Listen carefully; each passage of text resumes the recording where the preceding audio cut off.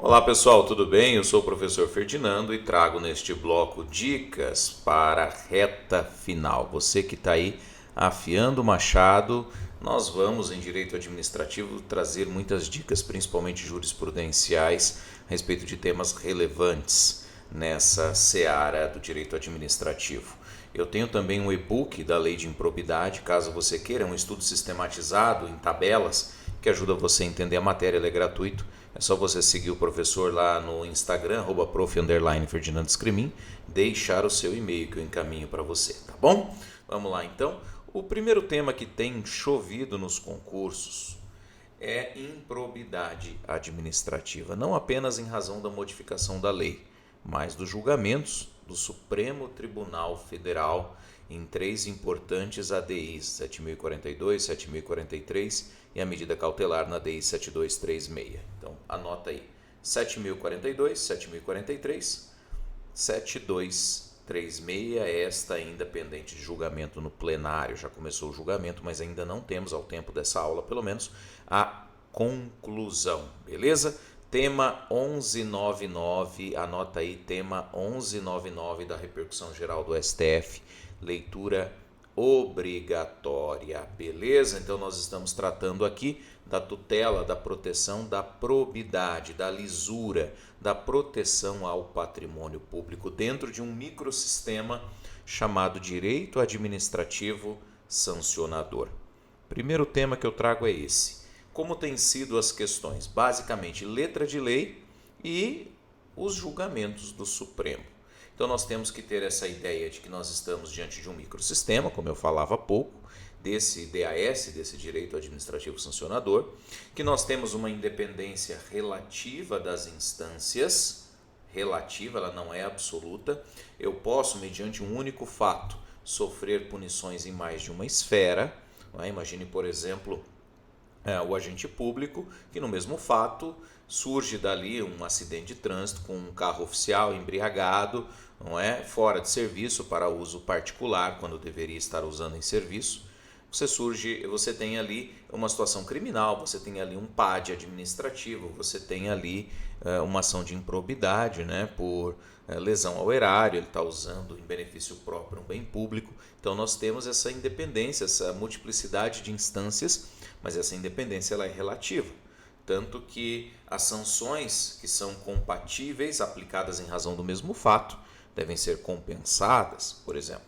Também o Ministério Público não precisa ouvir o Tribunal de Contas, o MP não precisa ouvir o Tribunal de Contas para celebrar o ANPC, por conta de sua independência funcional. Então são esses pontos que vêm sendo cobrados. Historicamente, nós tínhamos ali uma carga muito grande nas sanções do artigo 12, nas categorias de tipos de improbidade, ali do 9º, 10 e 11, muitas questões sobre o artigo 13 e a declaração de bens, só que as bancas hoje têm cobrado bastante procedimentos, tudo bem? Tem cobrado muitas questões sobre procedimentos.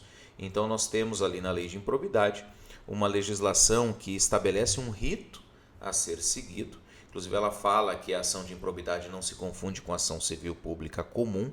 Isso é importante, ela é repressiva, de caráter sancionatório, então vale a pena você dar uma olhada, né, nos artigos da lei, focando ali principalmente no procedimento, além dessas questões básicas que eu falei. Nós temos na improbidade uma resposta não penal.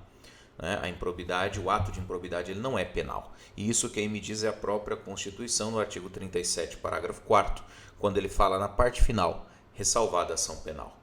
Quando a própria Constituição ressalva, ela tira a ação penal ali da improbidade, ela está dizendo, a improbidade é uma resposta não penal, o ato ímprobo tem natureza civil, para alguns autores, civil/administrativo. Show, pessoal? Então seguimos, porque temos muita coisa para ver hoje, né? A questão da representação do ato ímprobo, aqui falando de procedimento, né? Se houver indícios do ato, a autoridade representará ao Ministério Público.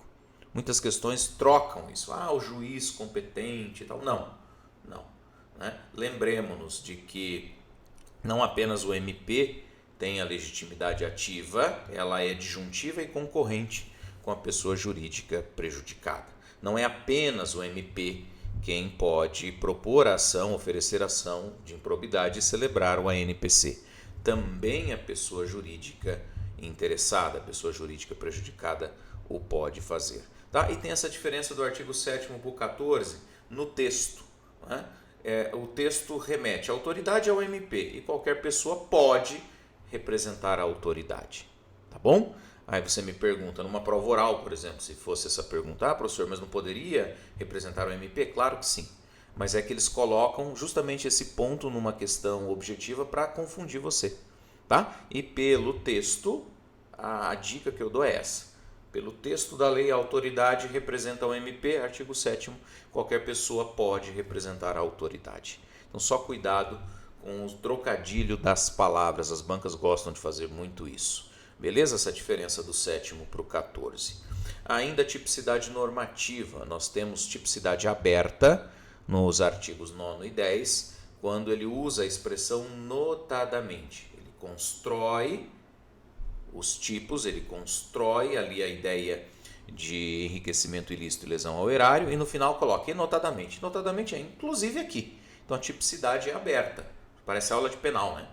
Pois é, muita coisa do penal a gente está aproveitando aqui na improbidade agora. Isso vem lá do direito espanhol.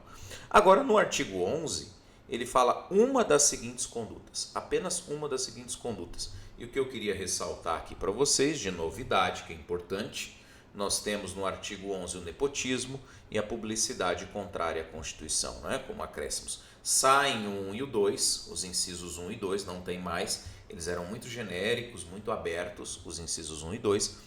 E entram esses dois incisos, principalmente a questão do nepotismo, reprodução da súmula vinculante número 13 do STF, óbvio, e a questão da publicidade contrária, tá? Tipicidade fechada no artigo 11, tem aí o precedente de Minas Gerais, ok? E para concurso do MP, uma coisa que eu chamaria muito a atenção é o princípio da continuidade típico-normativa.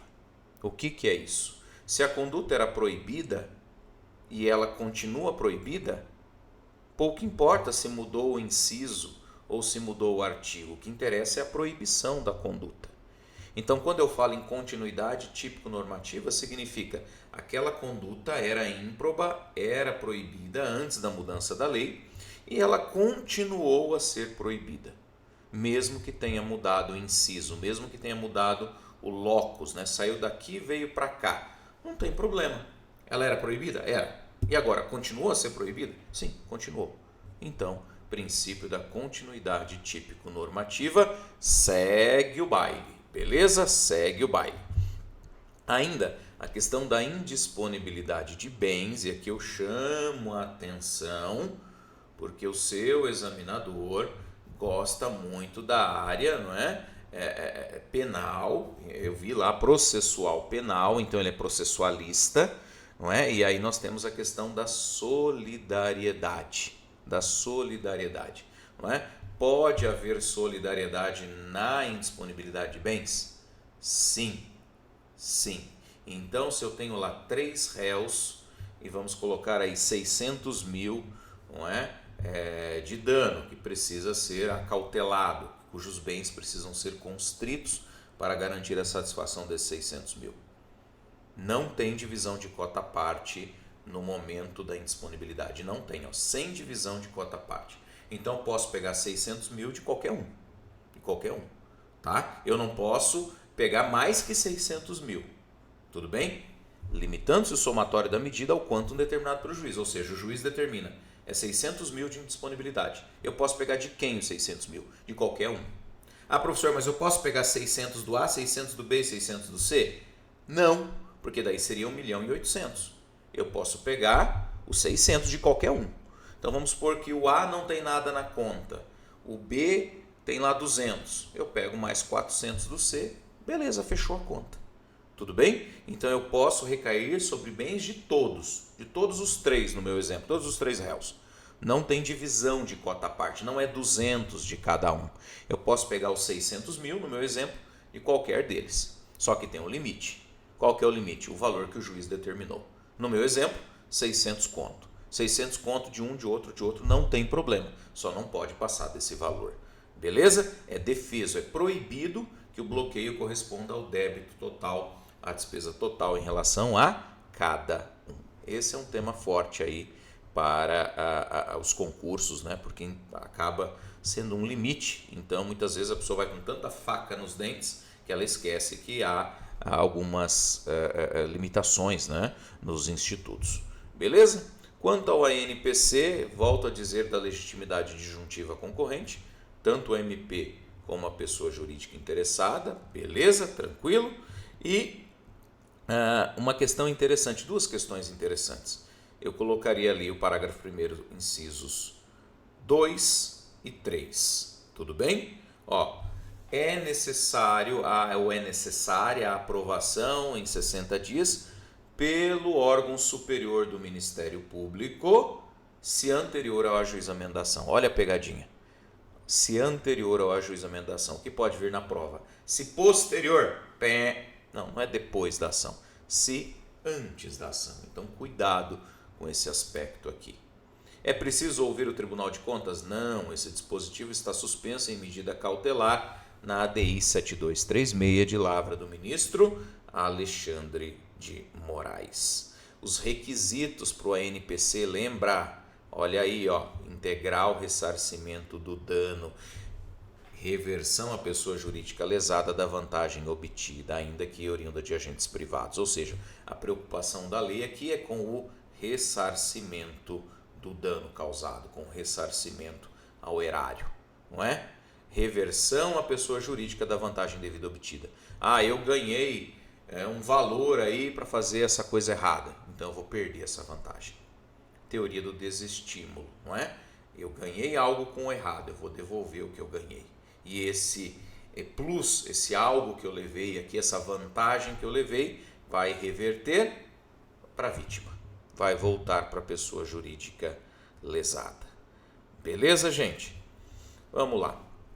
Ainda, o que eu tenho de relevo jurisprudencial, que aqui é importante também. Tempus regit actum, né? Com relação à prescrição. Prescrição não retroage. Prescrição, ficou claro ali, só se aplica a prescrição intercorrente aos novos processos. Tema 1199 do STF, que também impõe o respeito à coisa julgada. Tá bom? Se eu tenho dois réus, mudou a lei. Um recorreu, o outro não recorreu.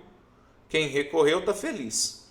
Quem não recorreu, chora. Tchau para nona, abraço para o gaiteiro. Vai ter que cumprir, porque o Supremo exige o respeito à coisa julgada. Show? Então, tempus regit actum, prescrição não retroage, mas respeito à coisa julgada. Dois temas quentes também de improbidade. Foi perguntado em prova oral, salvo engano, para Delta São Paulo, se haveria decadência na LIA. Essa é uma questão mais para a segunda fase, mas me chamou a atenção, uma aluna me perguntou, vou falar rapidamente. A resposta é que não. Não há, porque ela não está presente na lei de improbidade. Professor, mas e quando fala lá dos prazos, não é, do inquérito civil, prazo para concluir o inquérito? Guarde esses prazos que são importantes, tá? São muito importantes esses prazos de conclusão do inquérito civil. Então, estourou o prazo, ou então não propôs ação, que também tem um prazo específico, não é? E aí? Pessoal, não é decadencial. A lei não fala isso. Mas tem uma doutrina que diz que como a lei não fala, então Não, a decadência não se presume. A decadência é legal ou contratual. Se você pega a lei do mandado de segurança, lá está expresso, extinguir-se-á o direito de ação em 120 dias. Está expresso lá, não é isso? Aqui na lei de improbidade não há. Então, ainda mais com concurso para o Ministério Público, né? A resposta é que não. Já falamos da continuidade típico-normativa, vamos seguindo então. Essa questão dos prazos, eu me refiro aqui ao artigo 23 e aos seus parágrafos, a suspensão da prescrição pela instauração do inquérito ou do processo administrativo por no máximo 180 dias, beleza? Recomeça após a conclusão ou esgotado o prazo. O que acontecer primeiro ali já continua, volta a correr o prazo. e o prazo de 365 dias corridos, prorrogável uma única vez por igual período. Veja, inclusive esses prazos estão dentro do tópico da prescrição, então não poderia se falar em decadência, mais um fundamento aqui. E as hipóteses de interrupção da prescrição, que são importantes e que estão aqui no parágrafo 4º, né? Prescrição geral em 8 anos, depois a prescrição intercorrente entre os marcos em 4 anos. Quais são os marcos? São os incisos aqui, ó, ajuizamento da ação e a publicação da sentença e acórdão condenatórios, tá bom? Só interrompe quando condena, lembra disso. Só interrompe quando condena. Quando absolve, aspas, quando julga improcedente, não interrompe. Show? Beleza? Então vamos lá. Vamos agora para licitações, que é outro tema espinhoso e que vem chovendo nos concursos para o Ministério Público. Então o que eu trago aqui de importante para você, né? Primeira coisa, essa é uma lei autoexplicativa, porque ela tem os conceitos, um rol de conceitos no artigo 6º. E aí, o que as bancas fazem? Elas pegam um conceito grande, e, por exemplo, o projeto básico, as informações do projeto básico, que exige informações detalhadas, e aí, num texto grandão lá, a banca vem e troca. Ah, não necessariamente detalhadas. Errado. Exige-se sim informações detalhadas, tá bom? No projeto básico. Essa foi uma questão que caiu para o MP recentemente. Não estou anotando aqui para passar para vocês. O artigo 6º vale não só para licitações, mas para o direito administrativo como um todo. Também as fases da licitação. Dá uma olhadinha no artigo 17, tá bom? Principalmente com uma mudança do legislador. E que mudança é essa que já caiu em prova, professor? Tá aqui, gente, ó, né? Primeiro você apresenta as propostas, julga e depois habilita. Tá bom? Vamos economizar as coisas. Antigamente perdia-se muito tempo com a habilitação. Perdia-se muito tempo. Então agora o caminho é esse, né? Apresenta as propostas e lances, julga, depois vê se a documentação está ok. Porque aí diminui o trabalho da comissão.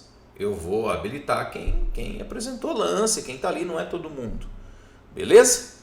Então, economiza, princípio da eficiência, beleza? Princípio da eficiência. Aí vem a fase recursal única e depois a homologação. Esse artigo 17 também caiu recentemente em questões para o Ministério Público, beleza? Além disso, a questão da dispensa e da inexigibilidade, né? Qual que é a diferença? Quando é inexigível, começa com in, de inviável.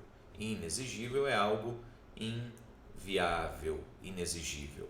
Beleza? E a dispensa aí é por conveniência e oportunidade fundamentada no processo de dispensa. Ok? Então dá uma olhada ali nas hipóteses do artigo 74 e 75 e o professor tem um macete ali para inexigibilidade, que é o facas, né? Facas, lembra?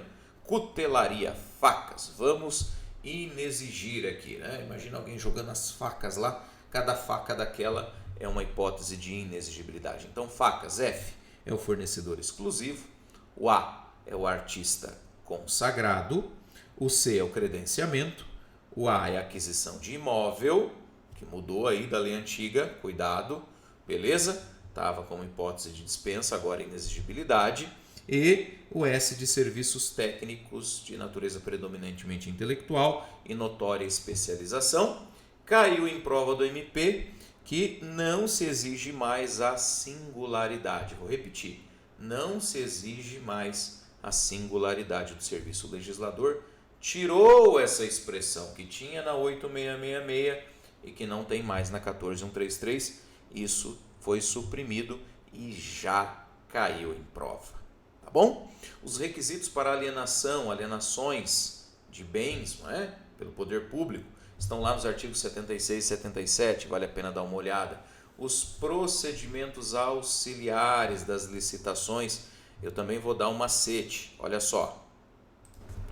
Estão aqui, ó, são procedimentos auxiliares, não é? Então, pensa numa criança pequena, num bebê.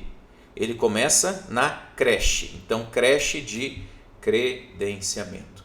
Depois ele vai para o pré, que é o prézinho, não é? O prézinho. Então sai da creche, credenciamento, vai para o pré, que é o prézinho. Aí do prézinho ele manifesta interesse em estudar, porque é ali que o mundo lhe é apresentado. Então creche, prézinho, manifestação de interesse para estudar. Depois a mãe começa a verificar, o pai, os colégios, e faz ali um registro de preços para pensar onde vai matricular o filho e depois cadastra ele no vestibular, tá bom? Olha que bacana, né? Começa na creche, vai para o prézinho, manifesta interesse em estudar, faz o registro de preços das escolas, matricula e por fim faz o cadastro no vestibular, beleza? Lembra dessa linha do tempo, faz uma imagem mental, sempre imagens mentais ajudam, na hora da prova vem como luva. Você escutou a palavra, o tom da voz do professor ou o exemplo que foi dado, né? Primeiro exemplo das facas, a inexigibilidade, agora os procedimentos auxiliares. Então, vamos que vamos também. O diálogo competitivo, uma modalidade nova, vale a pena dar uma olhadinha lá no artigo 32. Tem bizu para o diálogo competitivo? Tem sim, olha só. Eu digo que o diálogo competitivo é mais. O diálogo competitivo é mais. M, meios e alternativas. O A, adaptações. O I, inovações. E o S, soluções. Tudo bem? Meios, alternativas, adaptações, inovações e soluções. O diálogo competitivo é mais. Esse bizu está aqui no meu livro de Direito Administrativo da editora Ridel. Mas está com a edição esgotada, pessoal. Logo a terceira edição, se Deus quiser. Então é isso que eu trago de mais relevante nas licitações. É uma lei que você precisa colocar debaixo do braço, uma lei chata, mas necessária, né? Caem questões assim, muita gente erra. E também essa questão da inexigibilidade, da dispensabilidade, não é? A diferença aí é inexigível quando é inviável, o rol é exemplificativo, não tem como a lei prever todas as hipóteses de inexigibilidade. A dispensa discricionária para aquisições, não é? E o rol aí é taxativo, beleza? E ela é dispensada, esse é o termo que a Lei 14.133 ainda usa nas alienações, naquelas hipóteses previstas na lei, beleza? Então vamos agora para temas de jurisprudência, para a gente encerrar a nossa aula aqui. Eu começo com o tema 1036 ainda, né? Reforçando aquela ideia de que os entes, estados, DF e municípios podem antecipar as propostas e fazer a habilitação depois, como aliás hoje já é o texto da lei. Isso agora, além da lei, está sacramentado em tema do STF, por isso que chama a atenção das bancas. Nós já comentamos sobre isso, né? Sobre as fases licitatórias e que agora a gente habilita depois, beleza? Habilita depois. Apresenta as propostas primeiro, julga e depois habilita. Artigo 17. Mais alguns julgados importantes. Cabe professor insignificância na improbidade? Sim, cabe. De minimis non curat praetor. O juiz não deve se importar com coisas pequenas. Lesividade relevante ao bem jurídico tutelado. Tudo bem? Essa mudança veio na nova LIA, na lei de improbidade. Então, apenas um reforço jurisprudencial. Ainda, súmula 674 do STJ, possibilidade de fundamentação per relationem, por relação, buscando em outro lugar nos processos disciplinares. Isso é muito comum. Então, se já existe uma fundamentação em alguma peça dentro dos autos, dentro do procedimento, eu posso fazer remissão, eu posso fazer referência a ela e acolher como razões de decidir. Então, isso é possível. Inclusive, eu recomendo aqui todas as súmulas do tema processo administrativo disciplinar. Todas elas. Aquela súmula da denúncia anônima, possibilidade de denúncia anônima, não é? Questão de que não há nulidade se não tiver prejuízo. Todas essas questões do PAD em jurisprudência, existem inclusive jurisprudência em teses do STJ, são bem-vindas. No caso da denúncia anônima, eu estava me referindo à súmula 611. Um outro julgado importante, agora recente, de 26/11/2024, que está no informativo 837, é a desapropriação de áreas para quilombos, para comunidades quilombolas, e esse caráter reparatório e de promoção de interesses de direitos fundamentais dessas comunidades. Então não se aplica a esse procedimento quilombola os prazos de caducidade das desapropriações comuns, tá bom? Em razão do caráter social, do caráter reparatório, da dívida que o país tem com as comunidades quilombolas, não é? E aí, lembrando de toda a participação do Ministério Público na defesa do hipossuficiente, não é? Nessas questões sociais, e também a participação na desapropriação, então é importante que você se lembre desse julgado. Professor, mas sobre os prazos, vamos lá? Olha aqui, pessoal, artigo 3º da Lei 4132, né? Prazo de 2 anos, no caso do interesse social. No caso do interesse social, prazo decadencial de 2 anos, beleza? E nos demais casos, então, necessidade e utilidade pública, 5 anos. Está aqui no artigo 10 do decreto 3365. Tudo bem? Então, necessidade ou utilidade pública, 5 anos é o prazo do decreto. E, no caso de interesse social, 2 anos. Cuidado que são prazos diferentes, isso costuma cair nos concursos, beleza? Vamos seguir então. Tema 1122, responsabilidade objetiva das concessionárias por danos causados pela presença de animais domésticos na pista de rolamento, na rodovia. Também um caso bastante enigmático, né? Em que se aplica não só a lei de concessões, mas também o CDC, o Código de Defesa do Consumidor, responsabilidade objetiva, risco administrativo.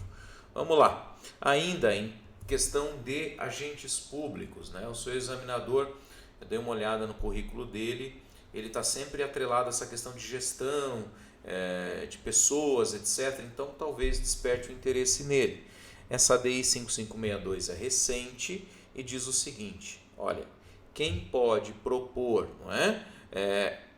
O projeto de lei para aumento salarial real, para ganho real, não é? É qualquer um dos poderes, tá bom? Qualquer um dos poderes. Se for só reajuste, se for só revisão geral, se for apenas a recomposição da inflação, então é do executivo, tá bom? Ganho real, qualquer um, né? O chefe do Legislativo ou Judiciário pode propor o PL para aumento real. Mas, se for revisão apenas recomposição, apenas repor o que a inflação derreteu o salário, aí só pode ser apresentado pelo chefe do Executivo. Eu estou usando a palavra salário, mas é claro, os vencimentos, né? Remuneração, subsídio, tecnicamente. ADI 5562.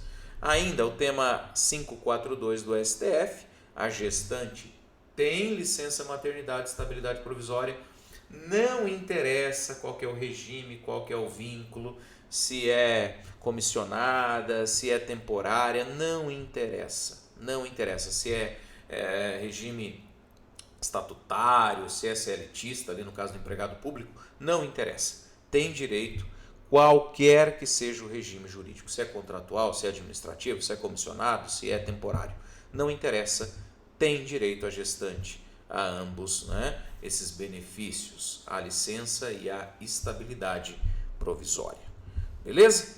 Ainda sobre a autarquização das estatais, é outro assunto interessante, porque da mesma forma em que eu protejo as estatais quando desenvolvem serviços públicos essenciais, por exemplo, protegendo o patrimônio delas, por exemplo, impedindo que esse patrimônio seja penhorado para o pagamento de dívidas, não é? A autarquização das estatais significa que eu trago um tratamento privilegiado semelhante ao das autarquias, a essas estatais, e ainda a questão da prescrição. Aí que tá, porque como fica a prescrição? 3 anos ou 5 anos? Tinha aquela discussão e tal. Para o STJ é aplicável a prescrição em 5 anos, quando se tratar de estatais que prestam com exclusividade serviços públicos essenciais, sem finalidade lucrativa, sem concorrência. Isso acontece muito com água e esgoto, com energia elétrica, por exemplo. Tá bom? Olha, tratamento assemelhado ao da Fazenda Pública. É julgado da Corte Especial do STJ, é julgado recente, final de 2023, então pode cair. Ainda a questão dos fogos de artifício, isso foi cobrado em prova do Ministério Público recentemente. Né? Então o que exige? Violação de um dever jurídico específico. Não é? Há aqui uma omissão, uma violação de um dever é um ato omissivo. Não é? Quando concedida a licença sem as cautelas legais ou quando se ignoram denúncias, quando se ignoram ali eventuais irregularidades praticadas pelo particular e que foram levadas ao conhecimento do poder público. A pegadinha da questão era, isso aqui é teoria do risco integral? Não, é teoria do risco administrativo. Admite-se ou admitem-se excludentes de responsabilidade pelo poder público. Se o poder público provar que ele não foi omisso, ele não vai responder. Por quê? Exige-se, como eu falei, essa violação, essa infringência, esse malferimento, essa violação de um dever jurídico específico. E como que eu provo isso aí? Quando eu concedo a licença de qualquer jeito, vai funcionar numa casa, uma casa vai vender fogos de artifício, essa casa é de madeira, não tem extintor, fica do lado de uma creche, de uma escola, ou seja, um absurdo. O poder público não poderia ter concedido essa licença, mas concedeu. Ou quando várias denúncias são feitas e o poder público lava as mãos, ele está sendo omisso, isso gera a sua responsabilidade, de acordo com a disciplina constitucional aplicável do 37, parágrafo 6º, teoria do risco administrativo, responsabilidade objetiva. Beleza? E para a gente terminar, um tema que me é muito caro, é tema da minha dissertação de mestrado, processo estrutural. É processo civil, mas também é administrativo, e isso foi cobrado recentemente em prova do Ministério Público em primeira fase. O tema 698, serviços públicos de saúde, não é? Que permitem essa flexibilidade, contratação de uma OS, contratação de organizações sociais, de OCIP, né? Por exemplo, ali a Organização de Sociedade Civil de Interesse Público, a OCIP ou a OS. Então, é permitida essa flexibilidade no trato da saúde pública, caminhos jurídicos diversos para a modificação dessas estruturas, para revolver essas estruturas, estabelecer um plano de trabalho e equacionar o problema. Tema 698, o tema 698, processo estrutural, também está, viu pessoal, nessas decisões recentes do ministro Flávio Dino, na questão das emendas parlamentares, emendas PIX, ele fala disso, ele fala de processo estrutural. Então é algo assim que vale a pena você dar uma olhada nas teses firmadas no tema 698 do STF, porque vem chovendo nos concursos, tanto para o MP como para a magistratura. Valeu, estourei um pouquinho o tempo. Se ficou alguma dúvida, só chamar o professor lá no Instagram, a gente conversa por lá. Um abraço, tchau, tchau.